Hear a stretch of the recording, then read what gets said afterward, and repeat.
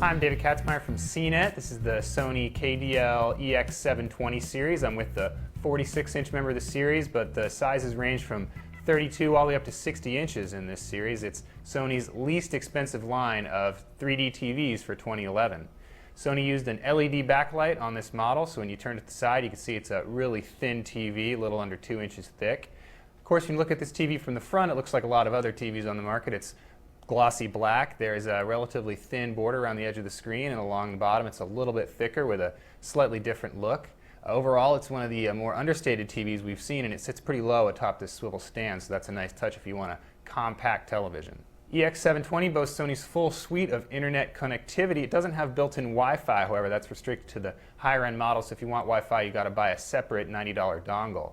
The internet services on this TV include Netflix, Amazon Video on Demand, and pretty much any other video streaming service you can think of except for Vudu. This TV doesn't have Vudu or it's Vudu 3D streaming, but of course we expect 3D streaming to appear on other services soon. This TV does have Sony's exclusive Curiosity Video on Demand and also music service. If you subscribe to Curiosity Music Unlimited, you can listen to the songs on this TV as well. It'll even stream DLNA over home network like a lot of the other connected TVs for 2011. So all in all, its streaming and internet content options are top-notch.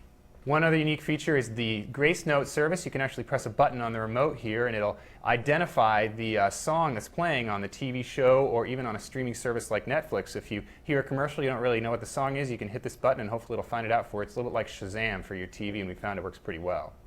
One other thing on this TV is the built-in web browser, but when we took it for a spin, we found it excruciatingly slow and painful to use, so we really think you should avoid using it at all costs. Try to use any other browser in your living room if you can, even if it's just on your phone. Picture quality on the Sony is just okay. One of the downsides is the uniformity. The edges of the screen and the corners appear to be a little bit brighter than the middle, so that can show up on some dark areas. It also doesn't get quite as deep in terms of black level as some of the other TVs on the market. On the plus side, we appreciated its color accuracy and its matte screen, which allow it to reduce the intensity of reflections in the room. So if you have a bright room, this is one of the better TVs to get. TV has plenty of connectivity, including 3 HDMI inputs on the back and another on the side, in addition to a PC input and a single component video input. Anyway, that's a quick look at the Sony KDL-EX720 series, and I'm David Katzmeyer.